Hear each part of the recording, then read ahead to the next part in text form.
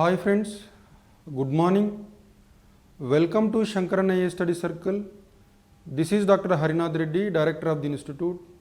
Today in this particular video, we will discuss yet one more topic important for UPSC group mains exam and TSPSC and APPSC group 1 mains exam.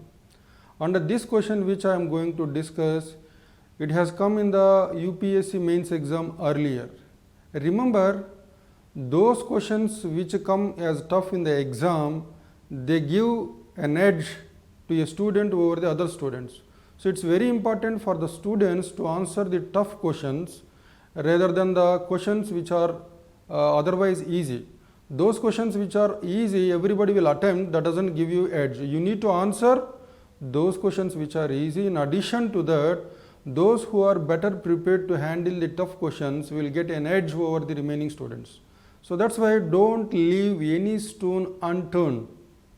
Don't leave any stone unturned for you to be at an advantageous position. So my intention is to ensure that every possible question is covered.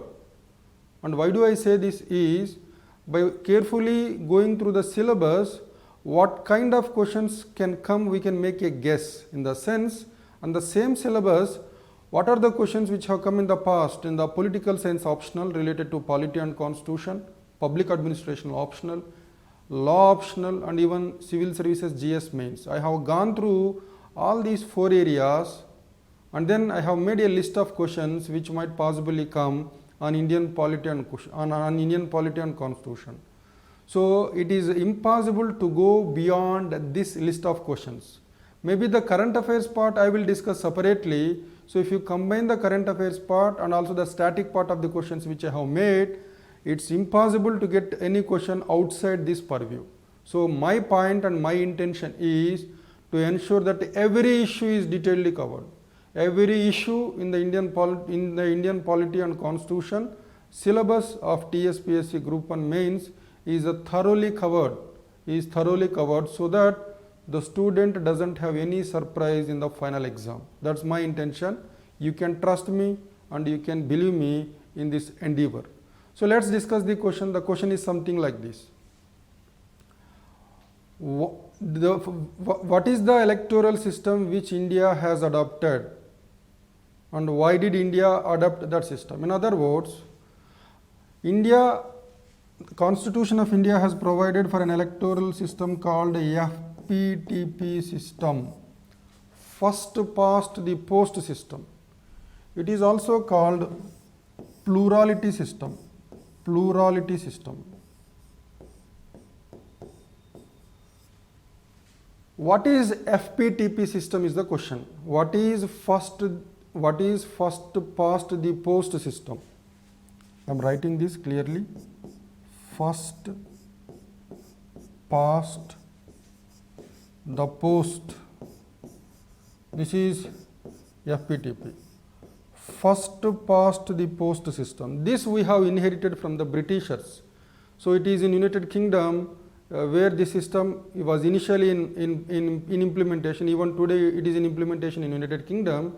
So India has borrowed the system from United Kingdom. First past the post system, or it is also called a plurality system. So what is Fptp system? How does it work? And why did India choose the Fptp system? So here, under the Fptp system, elections are conducted to the Lok Sabha and to the different legislative assemblies in India by the Election Commission of India. So the Election Commission of India conducts elections to the Lok Sabha, the legislative assemblies of the states under the Fptp system. Under the first past the post system, for example, while conducting elections to Lok Sabha, the entire country is divided into territorial constituencies.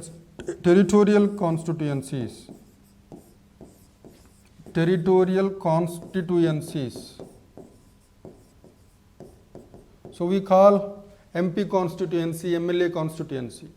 So the entire territory of India for the purpose of elections to Lok Sabha is divided into 543 territorial constituencies. 543 territorial constituencies. From each constituency, one elected representative will be selected.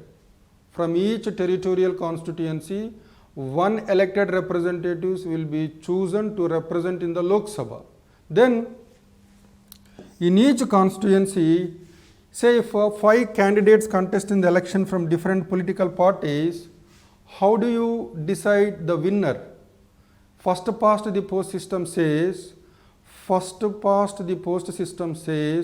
the candidate who secures the largest number of the valid votes polled is declared as winner.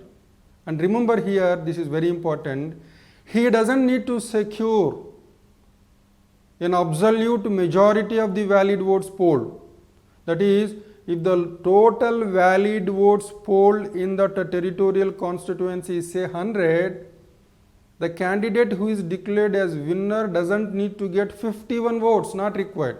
For example, 5 candidates contested in the election, one candidate secured 25% of the total valid votes polled, and the remaining 4 candidates got less than 25%. Then here in this case, the candidate who secured 25% of the votes is declared as winner. That's very important. And then, to better appreciate how this system works, we can take the example of 1984 elections. In the 1984 elections to the Lok Sabha, Indian National Congress got a massive majority and Rajiv Gandhi became the Prime Minister. So, in the total 543 territorial constituencies, Congress secured 415 seats, and BJP out of 543, it has secured only 1% of the seats. 1% of the seats. But if you see the share of the votes, Congress secured only 48%, BJP secured 7.4% of the votes. See here. The share of Indian Congress in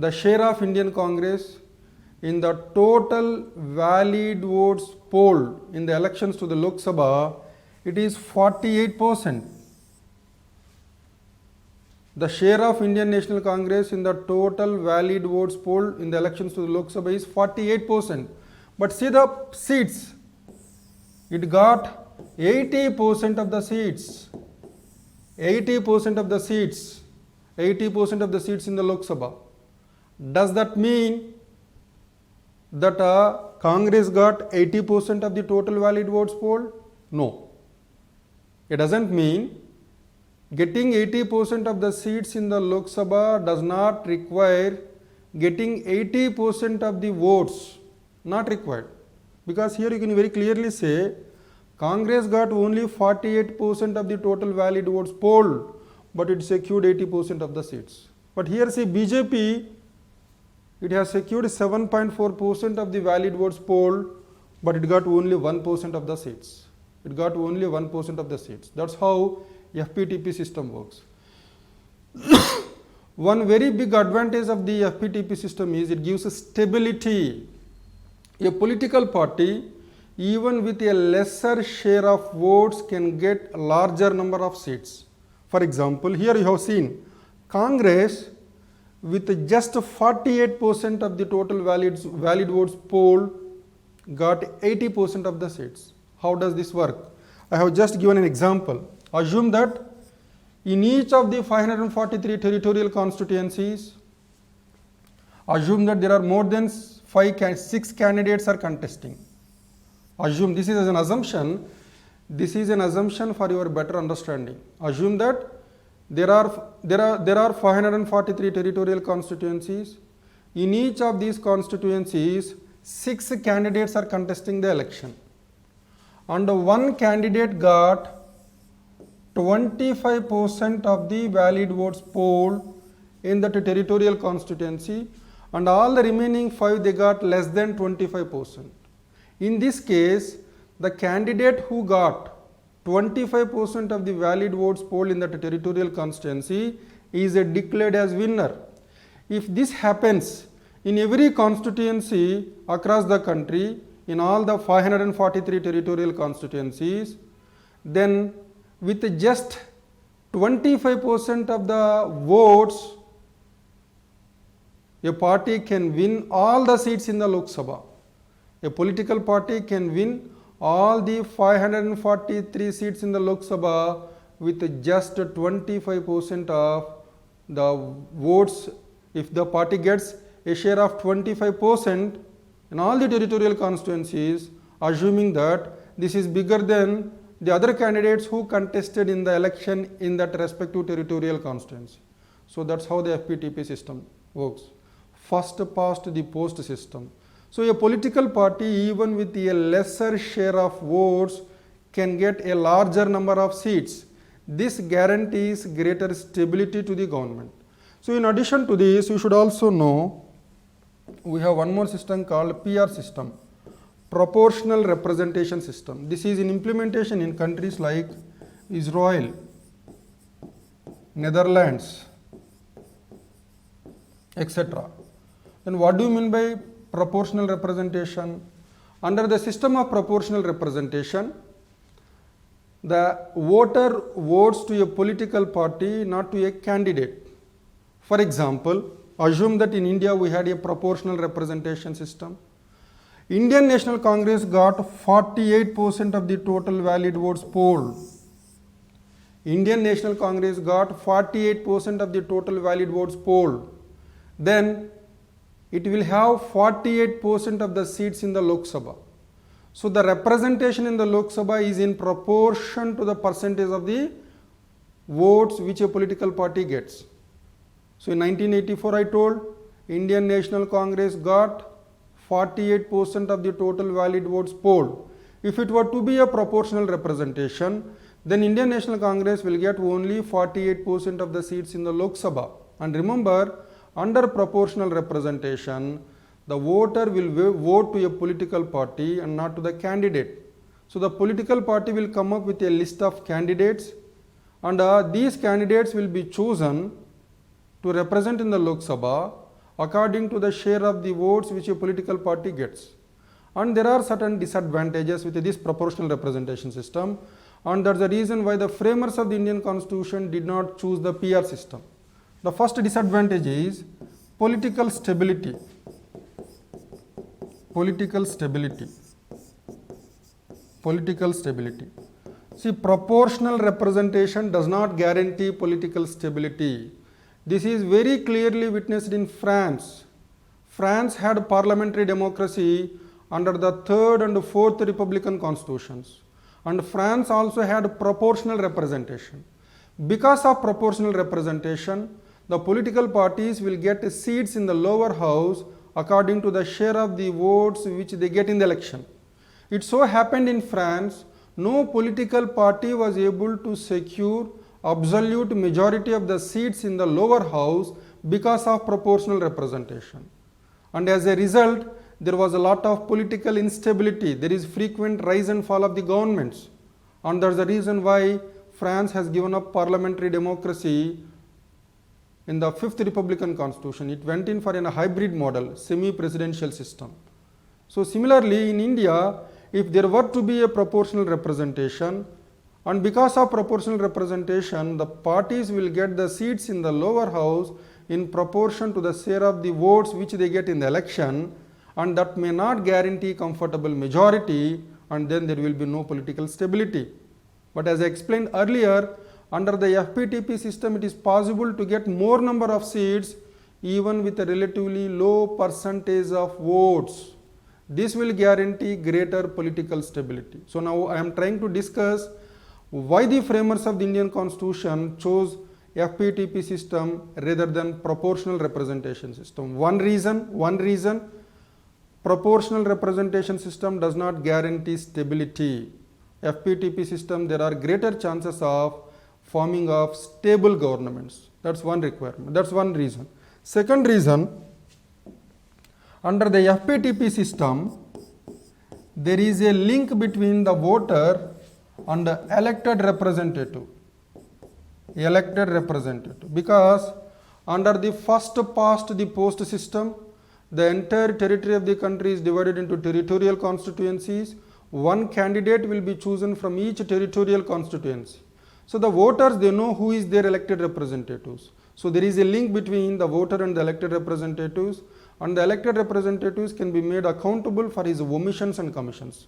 This is the second advantage which is available under the Fptp system, but it is not available under the proportional representation system. In addition to this, under the system of Fptp, if a candidate has to win an election in a territorial constituency, he needs to get the support from all the communities or castes or religions in that particular territorial constituency.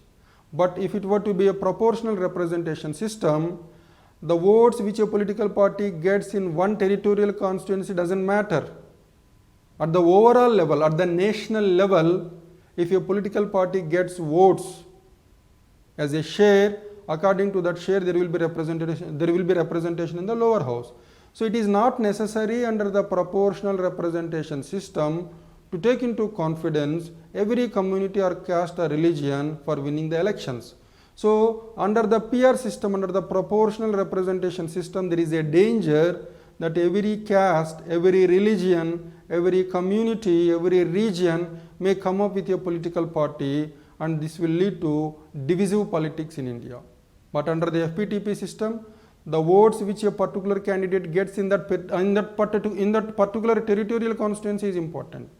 So he need to address, he need to take into confidence, he need to attract every voter in that territorial constituency irrespective of his caste or community or a religion. That is good for social cohesion, and that is also good for protecting the unity and integrity of India. This is one more advantage with the Fptp system. In addition to this, Fptp system is simple for understanding and also to vote.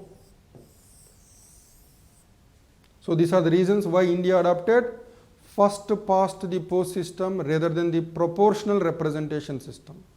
Now there are certain recommendations from certain quarters, like people like Dr. Jayaprakash Narayan, they have recommended for mixed PR in India. Mixed proportional representation. So he recommended to replace the Fptp system with a mixed proportional representation system, which is under implementation in Germany. But if you see the experience in the last more than 70 years after India's independence, Fptp system is working properly and smoothly, and it is responsible for greater stability of the government at the union and at the state level. But if India goes in for a mixed proportional representation system or the proportional representation, for sure there will be greater instability. Already there are instances of instability at the state level. There is rise and fall of governments now and then, and this will further increase if we go for proportional representation system or mixed proportional representation system. So that's it about Fptp system, first past the post system, and the advantages of the Fptp system over the proportional representation system. The Constitution of India prescribes Fptp system, which is also known as a plurality system, while conducting elections to Lok Sabha, while conducting elections to the legislative assemblies of the states. So we can say that the belief, the wisdom of the framers of the Indian Constitution, it stands true even after 70 years. So every provision in the Indian Constitution, when it was inserted, a very careful consideration was given to that, and a well thought out exercise is done, and then finally provisions were inserted in the Indian Constitution. That's the reason why several provisions in the Indian Constitution, they have stood the test of time. And the same is the story about the Fptp system, first past the post system. Hope you have understood this system. Thank you.